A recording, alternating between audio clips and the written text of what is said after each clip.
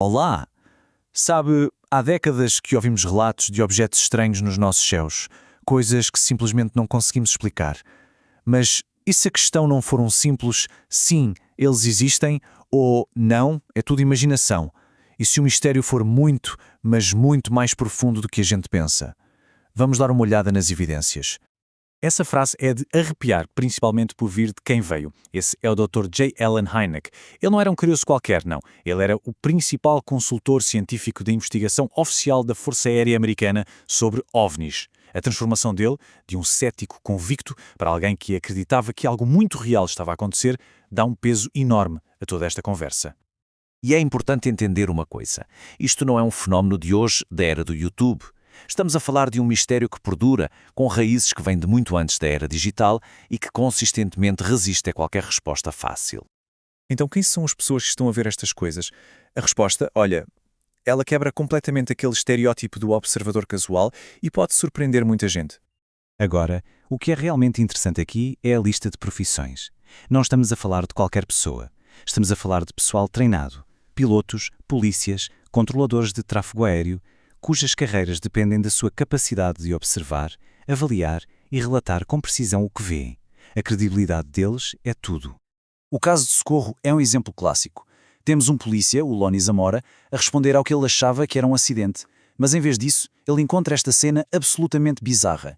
A descrição detalhada que ele deu e o facto de ser um agente da lei respeitado tornou este um dos casos mais intrigantes de todo o Projeto Livre Azul. E depois temos momentos como este. As últimas e arrepiantes palavras do piloto Frederic Valentich, pouco antes de ele e o seu avião desaparecerem para sempre. A urgência, o medo na voz dele, isso dá uma dimensão humana e, francamente, assustadora a estes encontros. Com tantos relatos credíveis, a pergunta que não quer calar é: qual foi a resposta oficial? Como é que as autoridades lidaram com isto? A história aqui divide-se em duas: o que foi dito ao público e o que estava a acontecer por trás das cortinas. A principal resposta do governo foi o Projeto Livre Azul. Na teoria, era um esforço científico para chegar ao fundo da questão. Tinha dois objetivos bem claros: avaliar se havia alguma ameaça e analisar os dados. E é aqui que a coisa fica, no mínimo, estranha. A gente vê uma contradição gritante no coração do Livro Azul. Publicamente, a Força Aérea dava explicações simplistas, às vezes até ridículas, como o gás de pântano ou patos.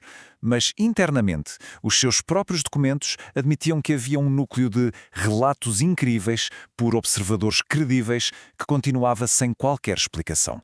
E aqui está o número final. Depois de 17 anos de investigação, 701 casas ficaram como um mistério total. Não eram balões, não eram planetas, eram simplesmente não identificados.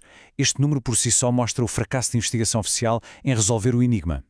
Mas, sabe, bem na hora que a gente começa a se acostumar com a ideia de objetos físicos, de naves, o fenómeno dá uma guinada. A história não acaba com naves espaciais. Na verdade, ela fica muito, muito mais esquisita.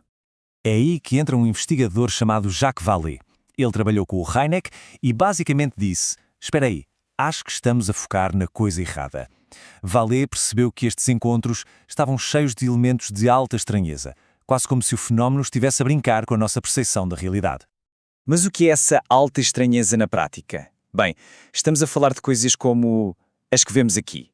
Testemunhas que relatam receber mensagens telepáticas, sentir o tempo a abrandar ou a acelerar e até sofrer efeitos físicos como paralisia temporária. Isto vai muito além de simplesmente ver uma luz no céu. E o Vallée fez uma comparação que, sinceramente, é de explodir a cabeça.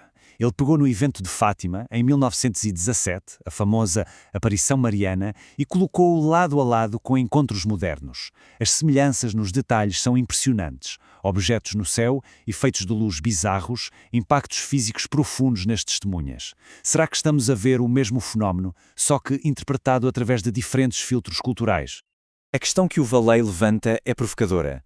Ele sugere que talvez a ideia de visitantes de outro planeta seja, na verdade, uma distração. Uma cortina de fumo que esconde a natureza real e infinitamente mais complexa do que está a acontecer.